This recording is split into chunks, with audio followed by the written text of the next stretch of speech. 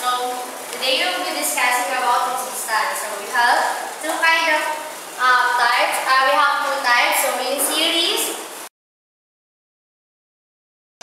Okay, class, please copy. I will get the multi-tester for our experiments.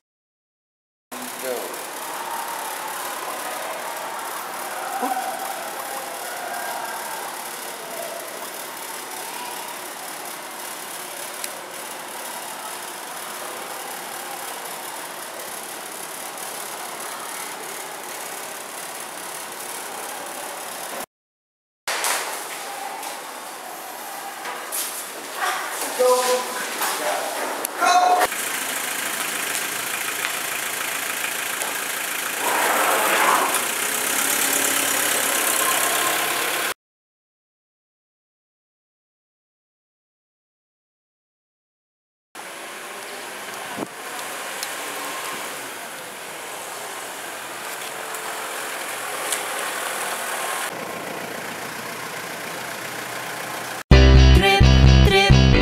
Yo, Trip lang, trip, pakinggan nyo to. trip, bakit? Trip, Trip lang. trip lang. Halika na tara, madali lang talaga. Pangako pagkatapos humihinga ka, padali na pare magliliwanag na. Kung di ka sasabay, maiiwanan ka. Ang isip ay wag na gawing pang dalawa, dahil isa lang ito. Ang gusto lang naman ito ay maging masaya. Para di ka mabato, ay iwasan mo ang pananatili sa isang lugar. Ibig ko sabihin ay huwag ka papasakop sa takot, wag ka papasakop. Kapag nangate, di ka dito isipin mo. Hinibad sa lahat ng karanasan mo dito sa mundo. Bilang tao, gano'n pa rin, hindi nagbago. Pinakamasaya yung di pinlano. Kasi pag di mo pa alam, di mo nakakatakot, pero exciting naman. Exciting!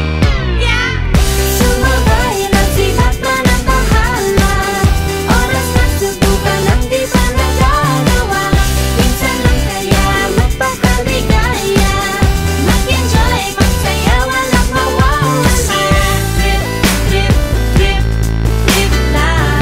Trip, trip, trip, trip lang. May gusto kong gawin pero nangangamba na baka mga tao'y tawanan ka. Nais kumanta pero di mo forte. 5 piso lang naman ang karaoke. Go!